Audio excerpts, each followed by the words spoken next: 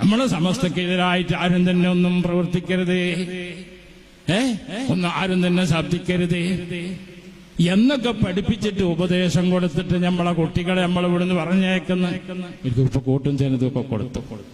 ഓല അതിനെതിരായിട്ട് നമ്മളെ ദീനിന്, നമ്മളെ മഹാന്മാര് കാണിച്ചിരുന്ന ദീനിന് എതിരായിട്ട് എന്തെങ്കിലും അവരിൽ നിന്ന് കണ്ടാൽ നമ്മളെ സ്ഥാപനത്തിൽ നിന്ന് അവര് പുറത്താക്കും.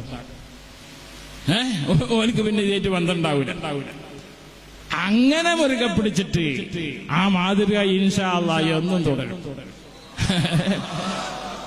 ആരും ഇതൊക്കെ ഒഴിവാക്കിയിട്ടിട്ട് ആർക്കും വേണ്ട, നമുക്ക് ഇതൊന്നും വേണ്ടെന്ന് വിചാരിച്ചാൽ ഞമ്മക്ക് വേണം. നമ്മൾ എന്നും സമസ്തക്കാരായിട്ട് ജീവിച്ച് മരിക്കണം എന്ന് ആഗ്രഹിക്കുന്നത്. മനസ്സിലായില്ലേ? കാരണം നമ്മൾ ദുആ ചെയ്യുന്നുണ്ട്, ربنا اغفر لنا ولإخواننا الذين سبقونا بالإيمان